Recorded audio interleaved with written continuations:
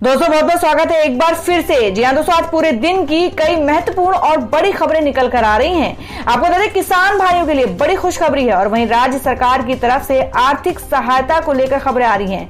Bank खाता धारकों के लिए कुछ नए अपडेट्स निकल कर आ रहे हैं और साथ ही साथ केंद्र सरकार की तरफ से बड़े आर्थिक पैकेज की बड़े अपडेट्स निकल कर आ रहे हैं। जानेंगे एक एक करके सभी बड़ी खबरों और मुख्य समाचार को विस्तार से। तो बिना समय गंवाए चलते हैं आज की पहली बड़ी खबर की ओर।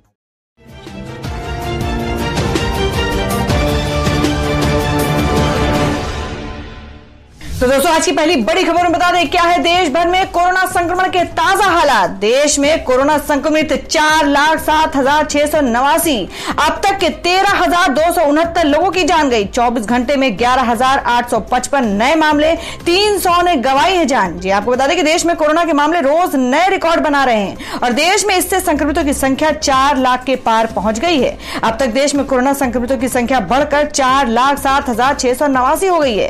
कोविड-19 इंडियन ऑर्गेनाइजेशन के मुताबिक भारत में कोरोना के अभी तक के 1,74,021 एक्टिव मामले हैं, जबकि 2,20,349 लोग स्वस्थ या डिस्चार्ज हो चुके हैं और वहीं जान जाने वालों की संख्या 13,269 हो गई है। पिछले 24 घंटे में 11,855 मामले सामने आए हैं, जबकि 300 लोगों की जान जा चुकी है। पिछले 8 दिनों से नए केसों की संख्या में लगातार वृद्धि हो रही है। स्वास्थ्य मंत्रालय के मुताबिक पिछले 24 घंटे के दौरान देश में कोरोना के रिकॉर्ड 14,516 नए मामले सामने आए हैं। और वहीं अगली बड़ी खबर निकल कर आ रही है। राहुल गांधी ने पीएम मोदी पर लगाया आरोप कि चीन को सौंप दिया भारत का हिस्सा। अमित शाह ने किया पलटवार। जी आपको बता दें कि गलवान घाटी में भारत चीन सैनिक के बीच हुई हिंसा को लेकर कांग्रेस के पूर्व अध्यक्ष राहुल गांधी लगातार केंद्र सरकार पर हमलावर हैं। शनिवार को राहुल गांधी ने लद्दाख में चीन के साथ गतिरोध पर प्रधानमंत्री नरेंद्र मोदी के बयान को लेकर आरोप लगाया कि उन्होंने भारतीय क्षेत्र चीन को सौंप दिया है। राहुल ने कहा कि प्रधानमंत्री ने चीनी आक्रामकता के आगे भारतीय क्षेत्र को चीन को सौंप दिया है। कांग्रेस नेता ने सवाल किया है कि अगर ये भूमि चीन की थी तो हमारे सैनिक क्यों शहीद हुए, वे कहां शहीद हुए। राहुल के आरोप के बाद केंद्रीय गृह मंत्री अमित शाह ने शनिवार को गलवान घाटी में चीनी सैनिकों के साथ हिंसक झड़प में घायल हुए भारतीय सेना के जवान के पिता का एक वीडियो ट्वीट किया है और वीडियो शेयर करते हुए कहा है कि उनके पास राहुल गांधी के लिए एक बहुत स्पष्ट संदेश है। उन्होंने कहा कि ऐसे समय में जब पूरा देश एकजुट है, राहुल गांधी को भी ओछी राजनीति से ऊपर उठना चाहिए और राष्ट्र हित के साथ एकजुटता में खड़े होना चाहिए। अमित शाह ने जो वीडियो शेयर किया है उसमें गलवान घाटी में घायल भारतीय सैनिक के पिता कह रहे हैं कि भारतीय सेना एक मजबूत सेना है और चीन को हरा सकती है। राहुल गांधी इसमें राजनीति ना करें। मेरे बेटे ने सेना में लड़ाई लड़ी और सेना में लड़ता रहेगा। राहुल गांधी ने शनिवार को अपने ट्विटर अकाउंट के माध्यम से मोदी सरकार से सवाल पूछते हुए लिखा था कि प्रधानमंत्री ने भारतीय क्षेत्र को चीन के सामने आत्मसमर्पण कर दिया है। राहुल गांधी ने सवाल किया कि वह जमीन चीन की थी जहां भारतीय जवान शहीद हुए तो हमारे सैनिकों को क्यों मारा गया। उन्होंने कहा और कहां मारा गया। तो दोस्तों हमारे देश के जवानों के लिए उनका मनोबल बढ़ाने के लिए कमेंट बॉक्स में जय हिंद जरूर लिखिए। बढ़ते हैं अगली खबर की ओर। और वहीं अगली खबर बता दें कि वंदे मातरम मिशन के तहत भारत वापस आए 2.75 लाख लोग। अंतर्राष्ट्रीय उड़ानों पर अभी फैसला नहीं। जी हम बात करें कि कोरोना वायरस के बढ़ते संक्रमण को देखते हुए भारत सरकार ने 25 मार्च से लॉकडाउन का ऐलान कर दिया था, जिसके बाद लाखों लोग दूसरे देशों में फंस गए थे। उनको वापस लाने के लिए मई में भारत सरकार ने वंदे भारत मिशन शुरू किया, जिसके तहत अब तक के 2.75 लाख से ज्यादा लोगों को वापस लाया गया है। आने वाले दिनों में भी ये मिशन जारी रहेगा। वहीं विदेश से वापस लाए जा रहे सभी लोगों को नियमानुसार क्वारंटाइन किया जा रहा है। और वही अगली खबर बता दें कि सलमान खान के बीइंग ह्यूमन के जरिए होती है मनी लॉन्ड्रिंग। दबंग डायरेक्टर ने फिर लगाया आरोप। जी हम बात कर रहे हैं कि एक्टर सुशांत सिंह राजपूत के मौत के बाद बॉलीवुड में कई बैनर के खिलाफ खुद बॉलीवुड से जुड़े एक्टर और डायरेक्टर ने मोर्चा खोल दिया है। हाल ही में सलमान खान की फिल्म दबंग के डायरेक्टर अभिनव कश्यप ने सलमान खान और उनके परिवार पर गंभीर आरोप लगाए थे। अब अभिनव ने सलमान खान की चैरिटी करने वाली संस्था बीइंग ह्यूमन फाउंडेशन को लेकर बड़े आरोप लगाए हैं। अभिनव कश्यप ने दावा किया है कि सलमान का बीइंग ह्यूमन फाउंडेशन एक मनी लॉन्ड्रिंग हब है जिसे सलमान खान की इमेज सुधारने के लिए बनाया गया था। आपको बता दें कि शनिवार को अभिनव कश्यप फेसबुक पोस्ट में सलमान खान के बीइंग ह्यूमन फाउंडेशन को लेकर लिखा कि जनाब सलीम खान का सबसे बड़ा आइडिया है बीइंग ह्यूमन की चैरिटी महज एक दिखावा है। दबंग की शूटिंग के दौरान मेरी आंखों के सामने 5 साइकिल बटती थी। अगले दिन अखबारों में छपता था कि दानवारी सलमान खान ने 500 साइकिलें गरीबों में बांटी। आपको बता दें कि अभिनव ने लिखा कि सारी कोशिशें सलमान खान की गुंडे मवाली वाली छवि सुधारने के लिए की थी ताकि इनके तमाम क्रिमिनल कोर्ट केस में मीडिया और जज उन पर थोड़ी रियायतें बरते। बीइंग ह्यूमन आज 500 रुपए की जीन्स 5000 में बेचता है और सीधी सादी जनता की आंखों में धूल झोंक कर उनसे नोट बटोर रहे हैं ये धूर्त लोग। इनकी मंशा किसी को कुछ देने की नहीं, सिर्फ लेने की है। सरकार को चाहिए कि बीइंग ह्यूमन की भी गहरी जांच हो। मैं सरकार का पूरा सहयोग करूंगा। और वही बता दें कि कांग्रेस ने कहा कि भारतीय सुरक्षा और अखंडता को लेकर राजधर्म का पालन करे प्रधानमंत्री। जी आपको बता दें कि कांग्रेस ने लद्दाख में चीन के साथ गतिरोध पर प्रधानमंत्री नरेंद्र मोदी की टिप्पणियों को लेकर पीएमओ की ओर से जारी बयान को सच्चाई ढकने की लचर कोशिश करार दिया। कांग्रेस ने कहा कि राष्ट्रीय सुरक्षा एवं क्षेत्रीय अखंडता की रक्षा के लिए पीएम मोदी को राजधर्म का पालन करना चाहिए। लद्दाख मामले पर सरकार से लगातार सवाल कर रहे कांग्रेस के पूर्व अध्यक्ष राहुल गांधी ने यह आरोप भी लगाया कि प्रधानमंत्री ने चीनी आक्रामकता के आगे भारतीय क्षेत्र उसे सौंप दिया।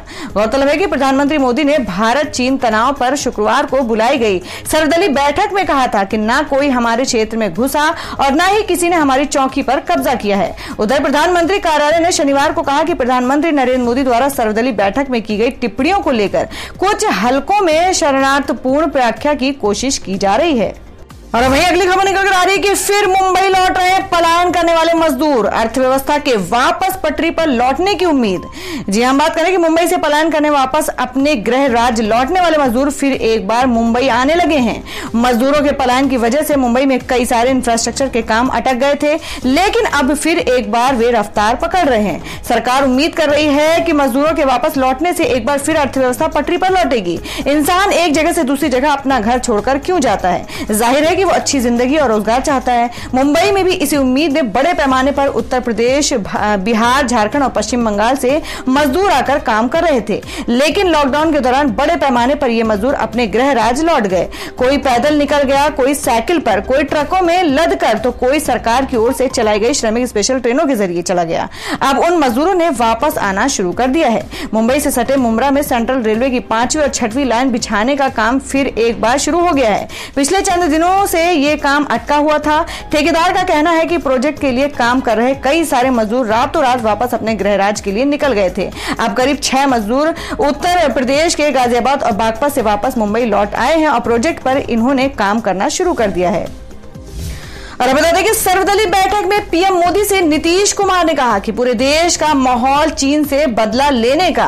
जी हम बात कर रहे हैं कि बिहार के मुख्यमंत्री नीतीश कुमार चाहते हैं कि लोग चीनी सामानों की खरीदारी ना करें और इसके लिए जो भी प्रयास देश को करना चाहिए वो होना चाहिए। साथ ही उन्होंने प्रधानमंत्री नरेंद्र मोदी से सर्वदलीय बैठक में कहा कि पूरे देश का माहौल चीन से बदला लेने का है। नीतीश कुमार जनता दल यूनाइटेड के राष्ट्रीय अध्यक्ष होने के नाते शुक्रवार को प्रधानमंत्री नरेंद्र मोदी द्वारा भारत चीन सीमा के हालात पर वीडियो कॉन्फ्रेंसिंग के माध्यम से बुलाई गई सर्वदलीय बैठक में भाग लिया। उन्होंने कहा कि प्रधानमंत्री के नेतृत्व में पूरा देश एकजुट है और इसमें राजनीतिक दलों के बीच कोई मतभेद नहीं है। लेकिन नीतीश ने कहा कि हम लोग अब चीनी सामानों की खरीदारी ना करें, इसके लिए पूर्व में हुए समझौते पर विचार करने की जरूरत है और स्वदेशी सामानों को बढ़ावा देना चाहिए, जो कि प्रधानमंत्री नरेंद्र मोदी की प्राथमिकता सूची में पहले से है।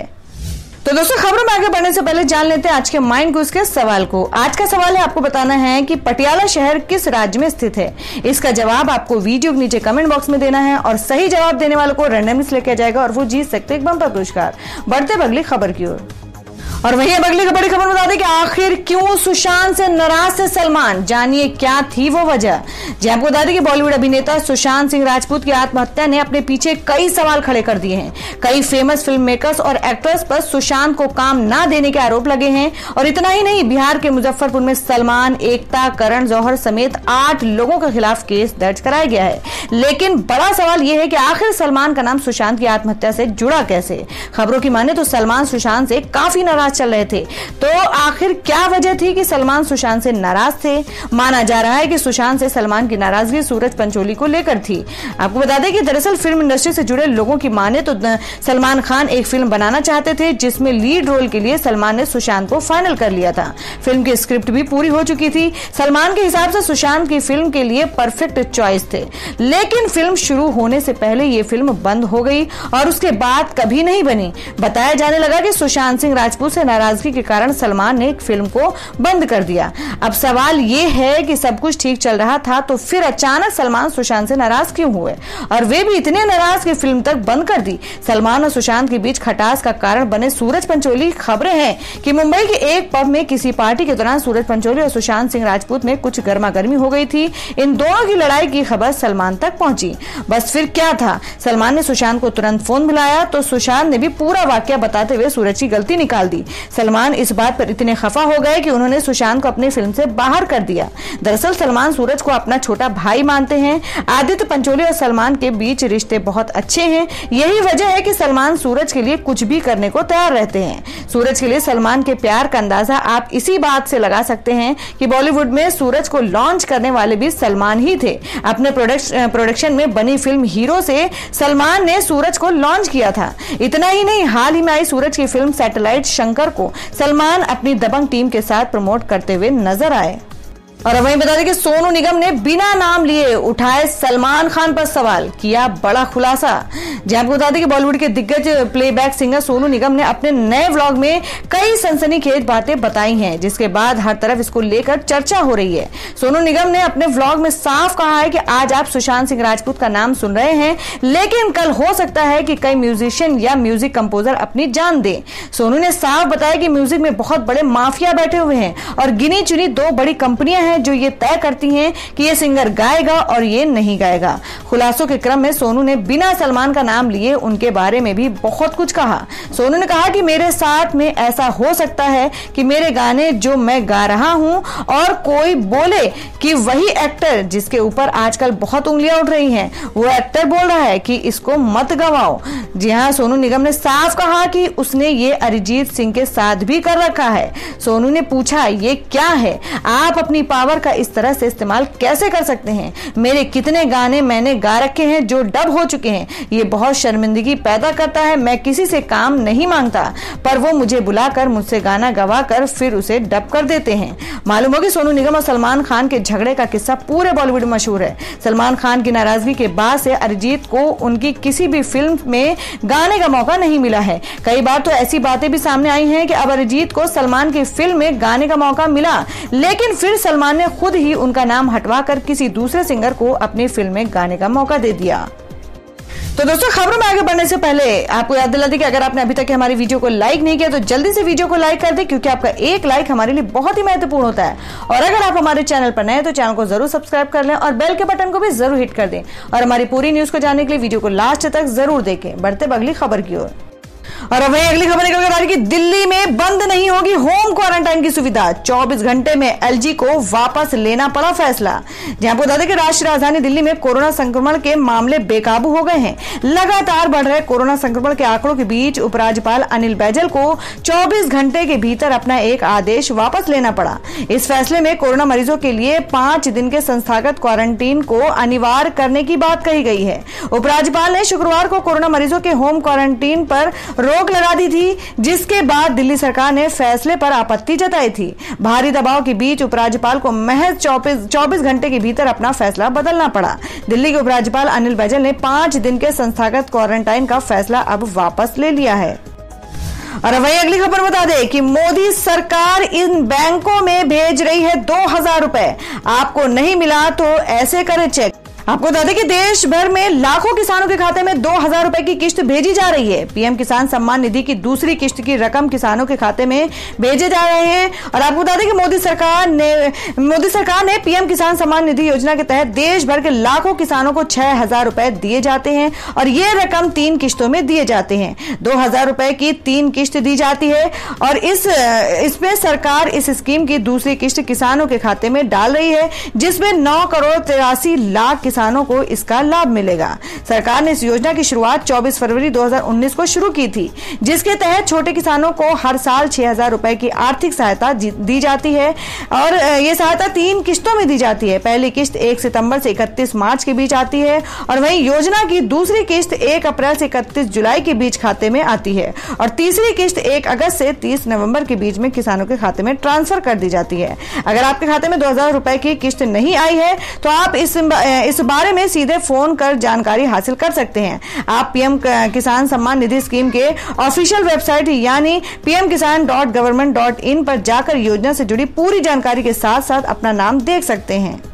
और वहीं अगली बड़ी खबर निकल कर आ रही है कि नेपाल के बाद बांग्लादेश पर चीन ने डाले डोरे। 5,000 से ज्यादा प्रोडक्ट पर खत्म किया 97% टैरिफ। जी हम बात कर रहे हैं कि चीन ने भारत को घेरने की अपनी कोशिशों को बढ़ाना शुरू कर दिया है और यही वजह है कि उसने नेपाल के बाद अब बांग्लादेश पर आर्थिक रूप से मेहरबानी दिखानी शुरू कर दी है ताकि उसे भी अपनी ओर मिला सके और भारत की घेराबंदी करने में कामयाबी मिले। इसी के मद्देनजर चीन ने बांग्लादेश के लिए 5,161 उत्पादों पर 97% तक टैरिफ को खत्म करने का ऐलान किया है। बांग्लादेश के विदेश मंत्रालय ने भी इसकी पुष्टि की है और कहा है कि मत्स्य और चमड़ा समेत 5,161 उत्पादों पर चीन टैरिफ में 97% की छूट देगा।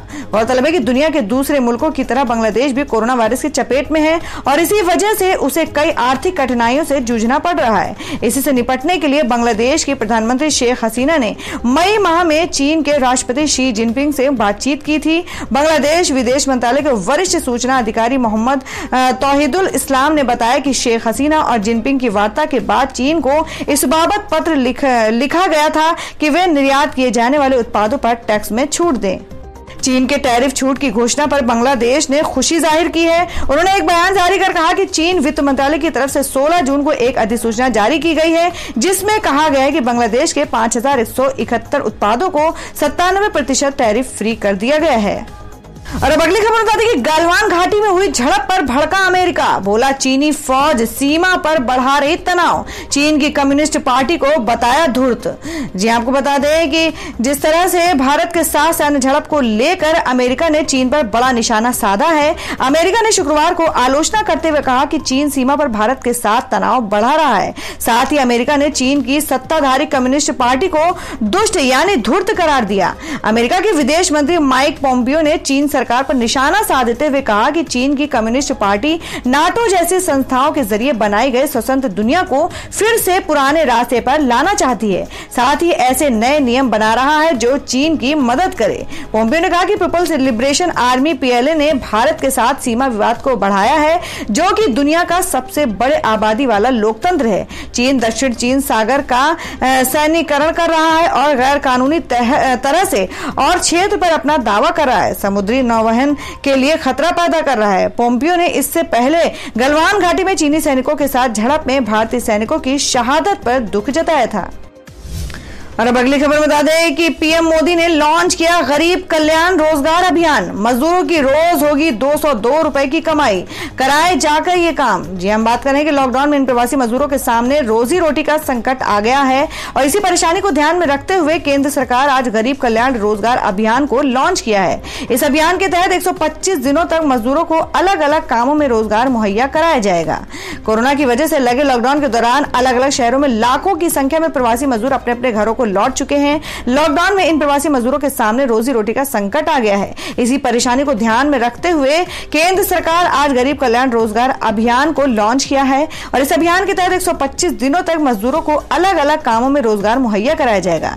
गरीब कल्याण रोजगार अभियान के तहत कुल 125 दिनों का काम चलेगा। इसमें रोज की मजदूरी मनरेगा की मजदूरी के हिसाब से ही दी जाएगी। इस लिहाज से एक कामगार को रोज 202 रुपए मिलेंगे। और दोस्तों में अगली खबर में जान लेते हैं क्या है देश भर में मौसम के ताजा हालात। जी हम बात कर रहे हैं कि दिल्ली NCR में बदला मौसम, राजस्थान में गर्मी का प्रकोप, जाने आज कहां होगी बारिश। जी हम बात कर रहे हैं कि देश की राजधानी दिल्ली और आसपास के इलाकों में तेज हवा के साथ हल्की बारिश होने से मौसम का मिजाज बदल गया है। दिल्ली NCR में आज तड़के तेज हवा के साथ बारिश होने से लोगों को उमस भरी गर्मी से कुछ राहत मिली है। हल्की बारिश से ही दिल्ली के कई इलाकों में सड़कों पर जलभराव देखने को मिला है।